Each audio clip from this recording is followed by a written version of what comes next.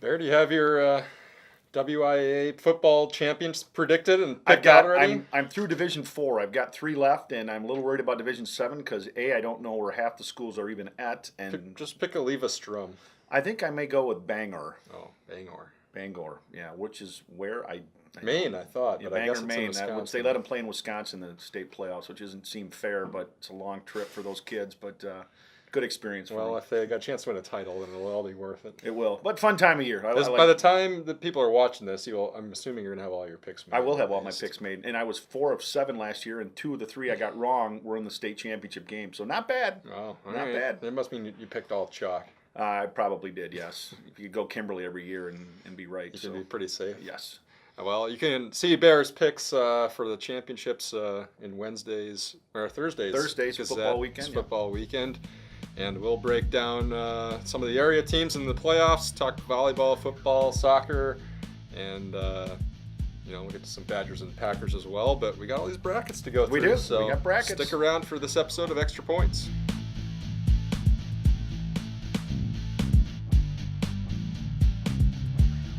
What's up, everybody? Welcome back. It's Gazette's Extra Points show. John Barry to my left. I'm Eric Schmoldt. We're here every week, and at least like 3 or 4 of you are with us here too. And every once in a while, a couple other people join. Week, Oh, we? 6, yeah. Okay, all right. Hopefully, you tell all your friends about the show here because we got a big one for you this week. We gotta do. get through some postseason Could be brackets here. We got award-winning a show. lot of brackets going on. It's that time of year in the fall.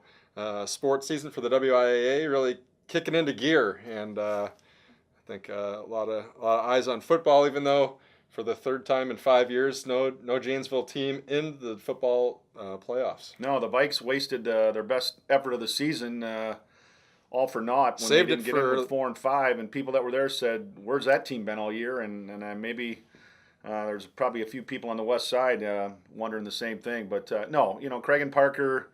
We thought it'd be close. We weren't sure. I thought if they got in, it would be on the technicality as an additional qualifier. I know you thought they'd run the table, and Neither. neither one happened, and it's too bad. And for the Cougars, just too much inexperience, especially on the defensive side of the ball.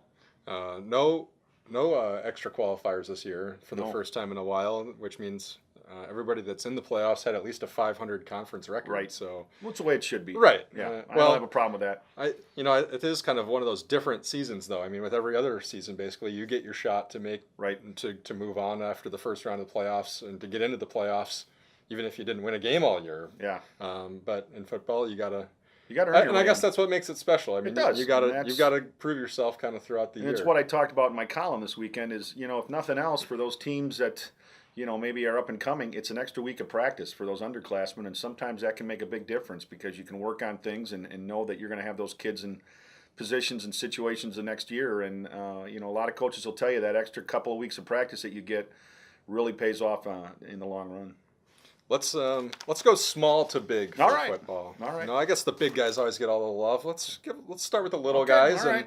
and to me, Clinton in Division 5, I think, is our best chance for teams in the area to make a deep run in this. I concur, postseason. and that's what I wrote about in Football Weekend was, I think our best chance to make the trip to Camp Randall is Coach Jeff Spivak's team, and the Cougars, since losing a tough one in the opener to Evansville Albany and ended up tying them for the Rock Championship, really have just been lights out. I mean, they have just dominated everybody. They haven't had any close games. They've taken care of business. And, again, without much time to prepare for that no-huddle offense and with the way that defense is playing in Division 5, they are going to be a tough out. And you kind of wonder going into the seeding meeting with a bunch of teams that, I guess they're all kind of mixed up, so it didn't really play a factor. Right. We didn't have one conference dominating, but you just kind of wondered how it would shake out, and it seems like they were able to convince everybody that winning 8 in a row to end the season in a conference where you're playing against Division 3 and 4 opponents pretty much all year. They were rewarded for that. So they get the number 1 seed in their bracket, and they start off hosting Marshall on Friday night at 7 o'clock. I just think dropping down a level, I think, is big. Right? Oh, it's After huge. You've spent It's the huge. entire season playing those bigger teams, like even giving Evansville a run, and you're playing against these D4 playoff teams like Bigfoot, Broadhead Judah, and East Troy, and Jefferson. I mean, Yep. they've held their own against every one of them. And in this case, like you said, falling down is certainly going to help Clinton, and we'll talk about it later. But a team like Badger, who made the state semifinals Move last year in up. Division II. They have to move up, which obviously Division I is a much tougher road to navigate than it would be in Division II. But no, and getting back to Clinton, I really do. I think they've got all the pieces there to make a long postseason run, and I hope they do, because for a program that for so long just really struggled in the Rock Valley South, so great to see, and it's just a matter of, like I say, kids buying into that system, Coach Spivak doing the right things and getting kids in the right position, and right now they're reaping, so to speak, the fruits of their labor. What it's hard because we don't see any of the other teams throughout the year that are in this Division 5 bracket, but at least in their 8-team pod, it doesn't seem like they got any of the juggernauts. No. So that helps. But I guess is Lancaster the toughest, the number 2 seed in that? Is that their toughest road Well, to get I into would the think state that, or semifinals? Columbus. Columbus is a team that Well, to the semis. This is just to yeah. make it through their 8-team pod.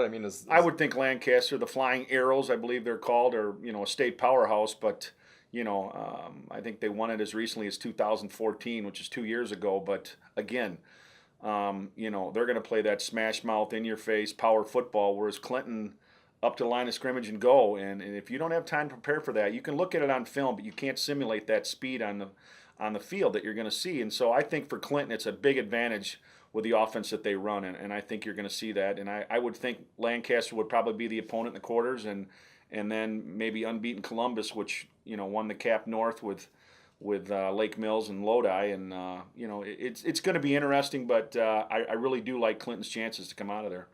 At least to the semifinals. I agree. Yep. And then you don't really know.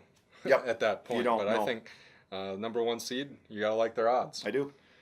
We move up to Division 4, 3 Rock Valley teams in that little bracket there, with 5th seeded Broadhead Judah going on the road to Lodi this week. 7th seeded East Troy going to Platteville, and 8th seeded Bigfoot going to River Valley. Everybody going on the road, and they all. That was kind of I wondered how the seeding would shake out there, because all 3 of those teams finished 5-4 in the Rock Valley.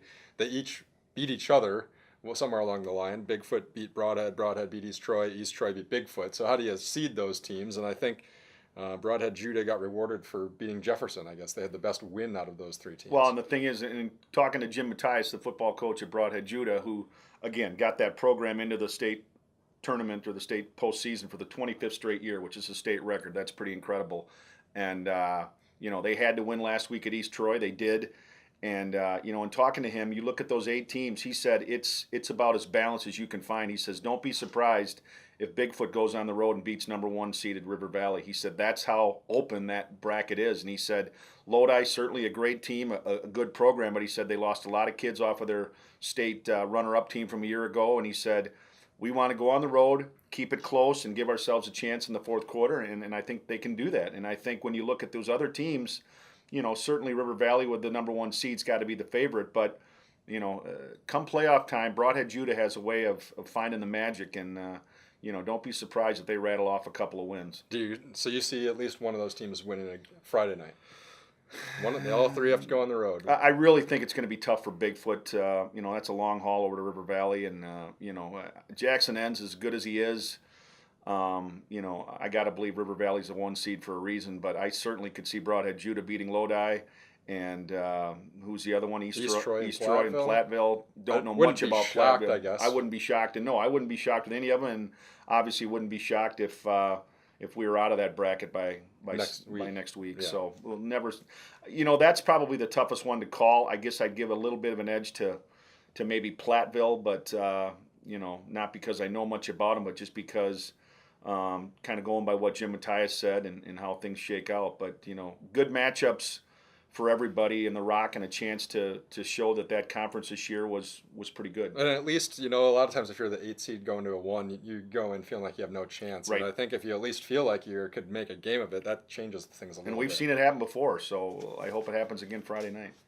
Division 3, 2 Rock Valley teams and the Southern Lakes team in this bracket, and you talked about it over the weekend. It was Evansville Albany that got screwed quite literally. The number 5 seed, as 8-1 and champions of the Rock Valley Conference, has to go on the road to Fort Atkinson, a 5-4 team out of the Badger South, and I guess with the bracket, it wouldn't have been surprising if they dropped all the way to 4 and hosted that game, but dropping them to 5, it just wasn't right. Well, it's funny. I got an email from the Fort Atkinson coach, Steve Mahoney, who's a good guy. I've known Steve for a long time, and he said, just so you know, when you go into a seating meeting, you're not allowed to vote for your own team. And he told me that Evansville Albany voted for Jefferson as the 6th seed. Well, Jefferson was 7-2, and I think the theory was, I think they felt like that would have been a chance for Evansville to play them, and obviously it didn't turn out that way. But there's a lot of politics involved. You had 4 Badger teams in there with Mount Horeb, Barneveld, Reedsburg, Fort Atkinson, and who's the 4th in there that's from the Badger? Reedsburg, Fort, Monroe, and Mount Horeb, Barneveld. Yeah. Monroe, obviously, with a 1 seed undefeated, I get that. And Pewaukee with a Woodland championship, I get their 3 seed. Mount Horeb, Barneveld, a 2 seed. They weren't a conference champ, but they were a conference runner-up behind Waunakee.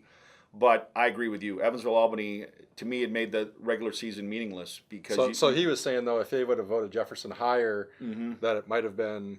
It might have things might have flipped around a little bit. Exactly. So I mean, there's more to it, and like I say, Steve. He's just laying it out there how it is, and that's fine. And I mean, it wasn't, there was no animosity. It was just kind of a little tongue-in-cheek, There's more to the story than meets the eye, but we'll see Friday night. I'm going to get a chance to go over there and watch, and I think it should be an entertaining game. Again, Fort, very physical, and we know what Evansville Albany's capable of. They, kind of like Clinton, have been on a pretty good roll in the last month and a half, last 6 weeks. So I'm looking forward to that game, but I think when you look at that bracket, I don't think there's any reason, nothing against Monroe, but I saw them play against Melton. No reason to think that Evansville Albany can't play with Monroe, because I think they can. Well, even Fort last weekend played with Monroe. Yeah. I mean, they've had a lot of close games. Yep. I don't think the Badger South was...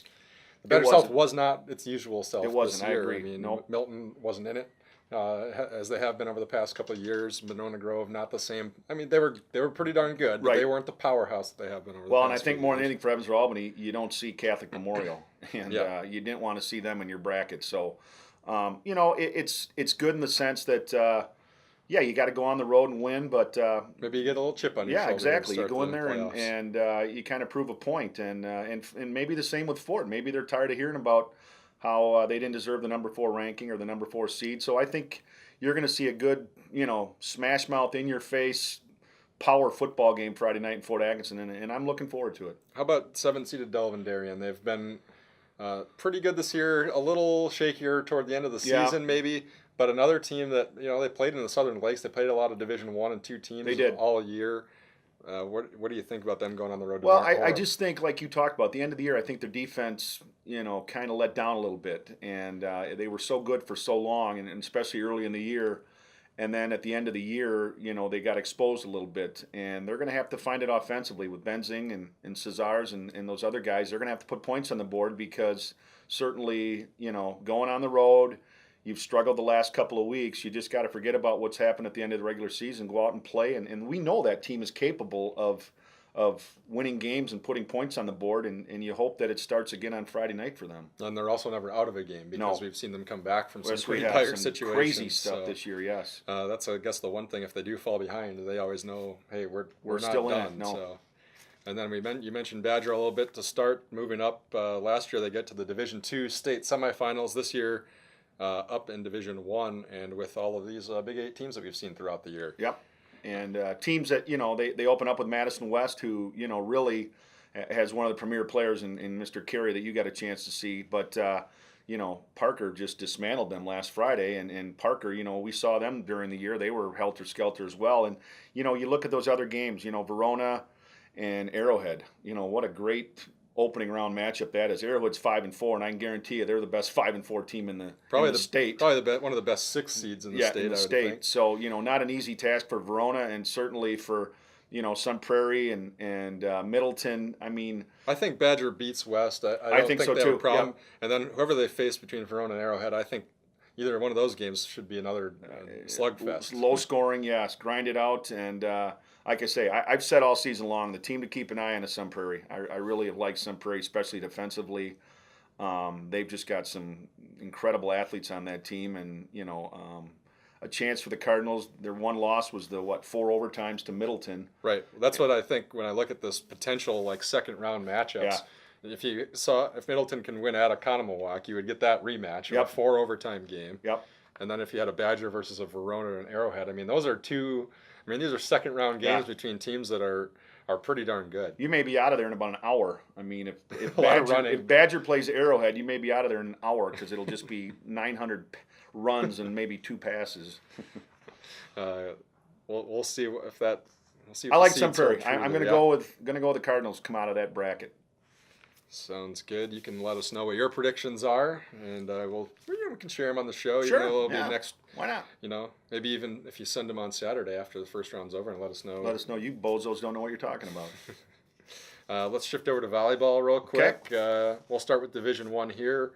And your hot tip. Well, I was all over Twitter to start this week. Westosha Central, the number 1 seed out of the sectional around here, disqualified from the playoffs for playing too many tournaments. Only allowed to play 7 tournaments during the year, and they somehow scheduled themselves and played 8. And I wonder, if the Southern Lakes tournament counts as a tournament or how that works. I don't know the full ramifications behind that, but either way, you got to know how many you're playing. It seems a little crazy. But also, we should mention that as we were filming this, they were going to the WIAA with an appeal. So we don't. Maybe by the time you're reading that or seeing this, they could be back in. So maybe just kind of follow along. And did we ever figure out why East Troy forfeited on Saturday at the Rock Valley? Never heard if that was a similar situation or not. I don't know. I've never heard the full details on that. But if they're not in it, this makes this bracket a little kind of weird because whoever wins Milton and Kenosha, I think would automatically be in sectionals because I don't think they'll re-bracket this thing.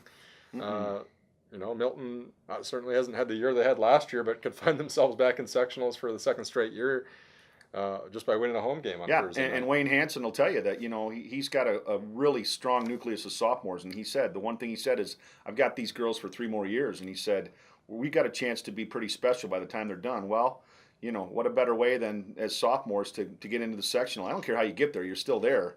And get in the sectional and give yourselves a chance and get some exposure to playing at that level and at that intensity and build from there. And, certainly you look at Janesville Craig, which a great Big 8 season for the Cougars, 3rd place in the conference tournament, I think 2nd place in the dual standings. Yeah. And, the Cougars, eventually when you're missing a Westosha, it just opens a lot of things up for you because, let's face it, Westosha and Burlington are obviously the cream of the crop in that bracket, but Burlington's on the bottom half.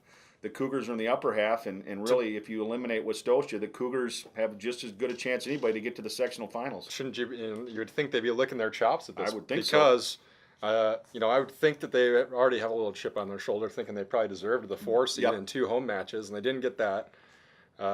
So they're going to have to probably go to Fort Atkinson on Saturday night. Yep.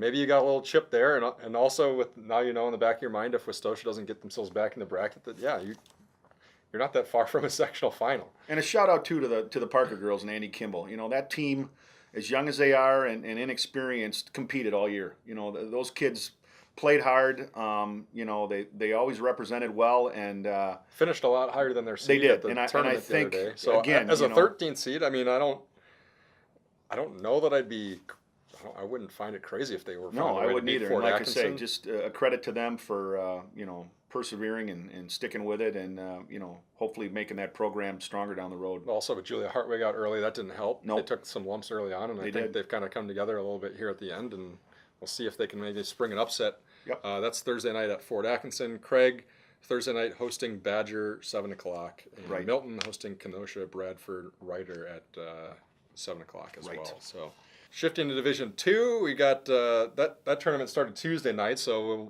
don't exactly have. There's a lot of yellow in your bracket. Well, there is. There are all those Rock Valley teams and some Southern Lakes teams there, and that all in the one bracket, which helps. But also, I can't predict what's already done by the time this goes out on the web. So, but we would think probably we're sure to having somebody in the sectional semifinals. Right. Well, yeah.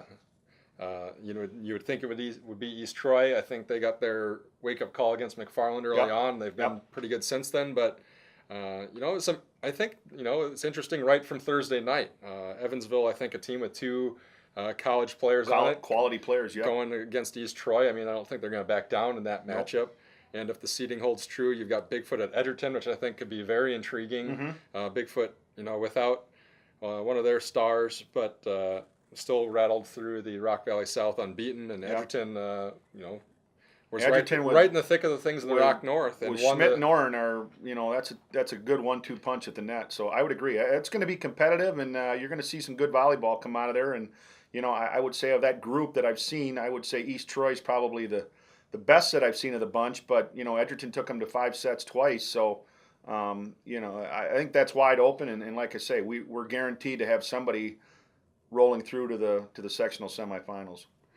Well, we'll see who that is in Division 3. We've also got a couple teams. Parkview was a 5 seed, and Broadhead a 3 seed. And again, they played Tuesday night, which was after the show aired, or after we taped it, right? But before it aired. So right. I think it's a little tricky, but Broadhead not exactly the power that it maybe has been in the last couple of years, but wouldn't be surprised to see them. They're always very competitive. I don't think they have Kylie Moe anymore, do they? Well, they don't. Amber Pickle. I mean, yeah. They're missing a few but of their studs. I watched them beat Bigfoot in one game. They lost 3-1 eventually, but they did beat them once. So the only time I think Bigfoot maybe went down. And Aaron Cameron does a great job with those girls. So once they drop down to Division 3, you never know. I think they could give these teams a match, and we'll see if either one of those teams can make a little bit of a run through the Division 3 bracket. Yep. We've also got soccer starting Thursday night. Well, it started Tuesday for a couple teams, but mostly Thursday night. Division 1, Craig at Beloit's always going to be interesting no matter what it is. The 14 against the 3. Knights had a good year. Craig's got to just, I would think, get the 50-50 balls and control play and not let Beloit get ahead early, because the Cougars aren't really a big scoring power. But defensively, Craig's been pretty good all year. They've lost some matches that were pretty close. And, just keep it close, and maybe, a free kick or a penalty kick or something late gives you a chance. And I think for Parker, kind of just playing out the string. Obviously, you got to go to Middleton, and the Vikes have struggled all season. But, hey, that's why you play the game. We do have a couple other better shots down here in area teams. Some of the lower divisions. Certainly looking at a number 2 seeded Elkhorn in their Division 2 bracket. A team that gave Delavan Darien all they could handle when I went and watched them a week ago.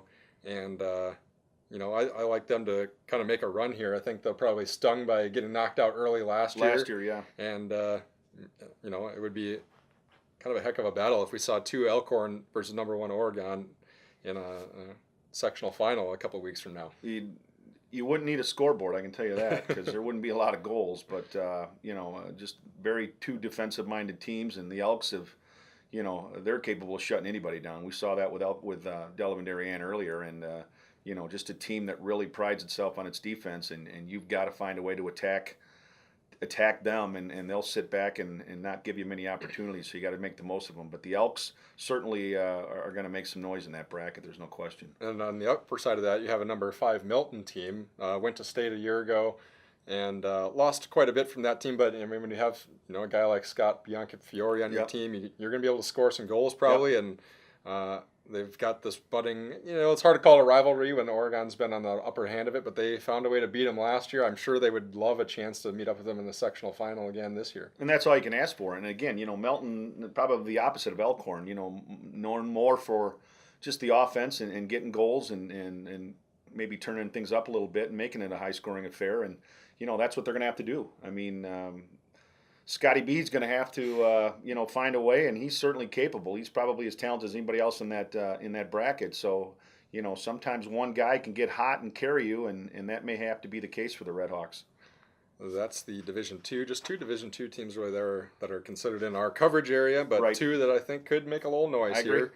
And then Division 3, we're kind of scattered all over. We are. We got teams everywhere. Evansville, a number 3 seed in its bracket, which I think they've had a pretty darn good year, and they go up against Mauston to start. I would think they would win there, and then a lot of these teams we don't see throughout the year. Don't know much about. It's really hard. Kind of go by the rankings and see what they say, but a lot of times the rankings are kind of meaningless just because you're voting for teams in your area and you don't see anybody else play. So it's tough to gauge that sometimes. We'll see if Evansville can go there, and I think obviously the team that everybody's kind of watching for is Delavan Darien, and a different side of the bracket, which just feels weird considering we were looking at all the other ones and they're all podded together, but not here.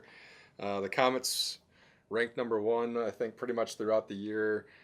You did a little story on them a little while back. Yeah. They're a team that got knocked out earlier than they expected last year after an unbeaten regular Too season. predictable, their coach said. We got to be too predictable, and he was probably right, and they haven't been predictable this year because they are. Did they lose to St. Anthony last year? Whitnall, I think it was. Whitnall last year. Whitnall So beat 'em. St. Anthony and Grafton, the teams that have to get by in the sectional semi if they make it there, and then on the bottom half, Shorewood and Catholic Memorial. So I mean, they're always in a tough bracket. It's never an easy Division III bracket for them. It doesn't seem like. Well, and the problem, not the problem, but I guess the thing to note there is with those private schools, the Catholic Memorials, and that is that, they play that upper level schedule all year with Division I teams, a lot of them. So, that can have an effect as well. And, Delavan's only loss this year was to Stevens Point, a Division I team. So, it tends to be a little bit more physical and maybe some bigger kids at the Division I level. But the Comets are so skilled. It's just a matter of playing their game and just dictating play. And if they can do that,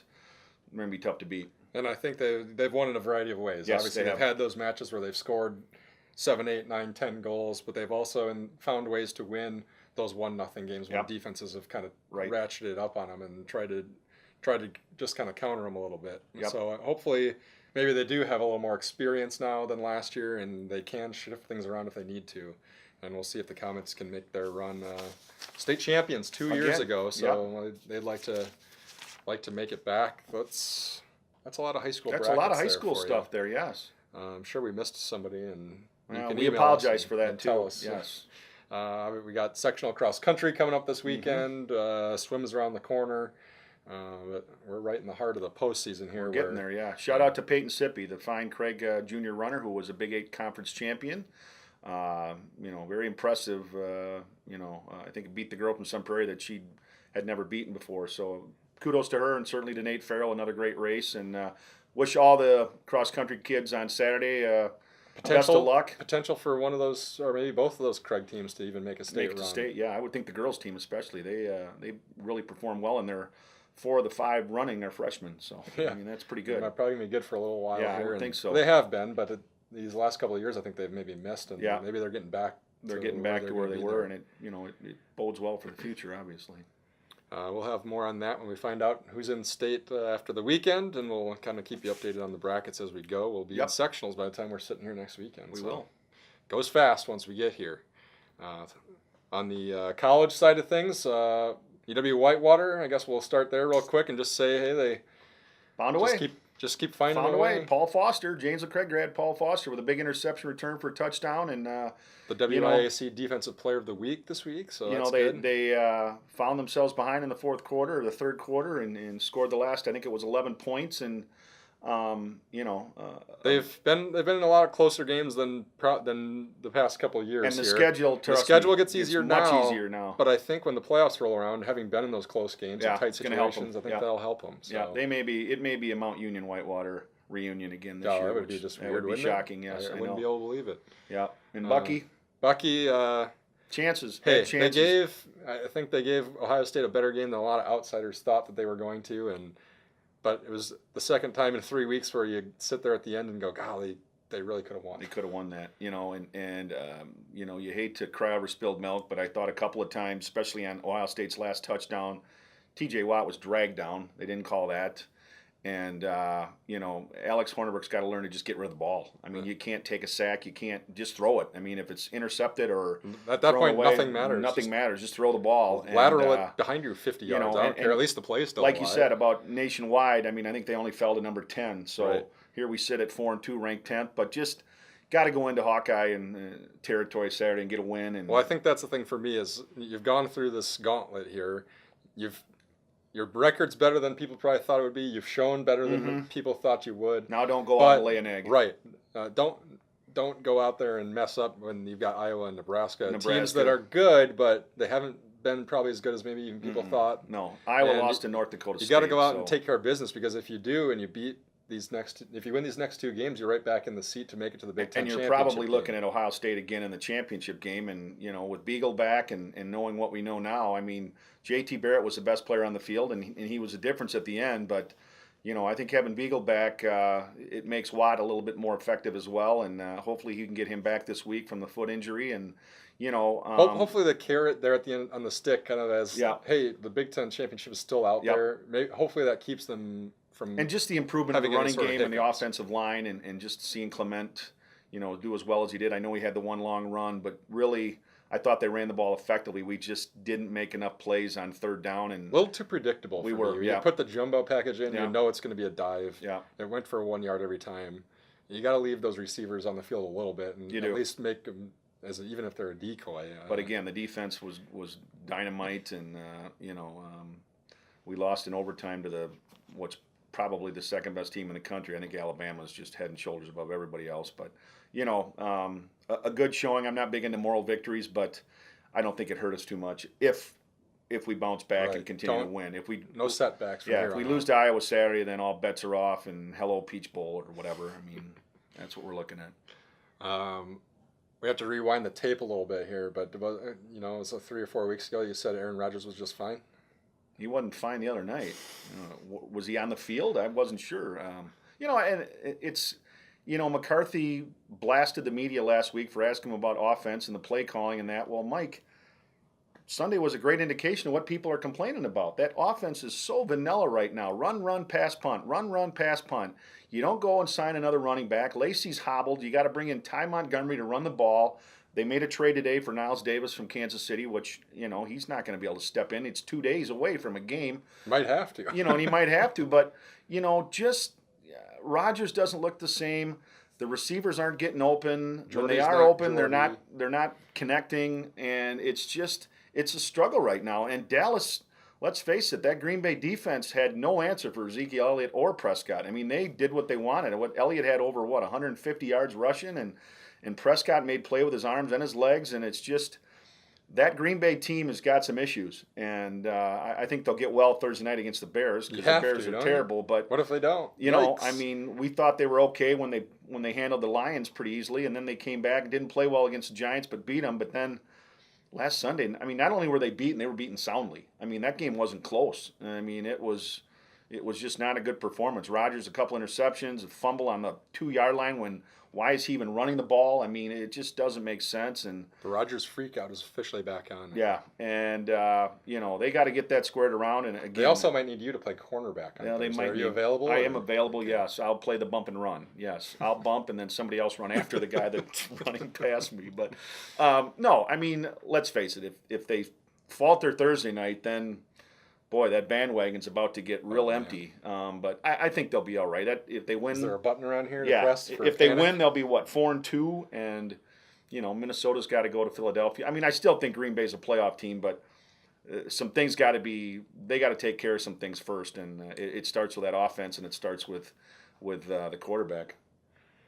Panic mode. We're getting close. I don't know if we're quite there yet. I think Bears loss would be a full-fledged. I would think. Well, that would be awful. Yes. Thursday night football. Yes. This week, Thursday night football. Don't forget to tune in for that. Mm-hmm. If you're not out at some volleyball matches. Right. Which I will be. Which it's probably more entertaining. I guess you won't be playing cornerback then. More entertaining, but that's all right. Let us know if you're panicking on the Packers. What your high school playoff predictions are. If you think the Badgers are going to be in the Big Ten, the Cubbies are going to be okay now, even though they. Anthony Rizzo's 1 for 70 in the playoffs, and they're not hitting, but Clayton Kershaw's ridiculous. Let's see. We might have a World Series preview here by next weekend. Yeah, I think so. It's like Cleveland's going to be there. It's just a matter of the Cubs or the Dodgers. I still think it's going to be the Cubs, but time will tell. We'll share your predictions on the show if you throw them our way, or any other comments at sports@gazetteextra.com, or leave a comment at gazetteextra.com, or on Facebook, YouTube, Twitter, any and all of the above. Yes. If you send it to all of them, I don't think we'll read it 5 times, but at this point, we might. We might. We don't know. Depends how bored we are. We'll see where we're at here. Sectionals next week. We'll have state cross country lined up. World Series. We'll know everything. We'll know if the Packers are, if their hair's all on fire. I think we'll have a WNBA champion by then. That's too. true. The Lynx and Sparks are going to wrap it up Thursday night. Yeah. You can break that down for us next week. Yeah, I will. So, Bear will be back here with your WNBA insight next week. Join us then. We'll see you later. Take care, everybody. Go Bucky.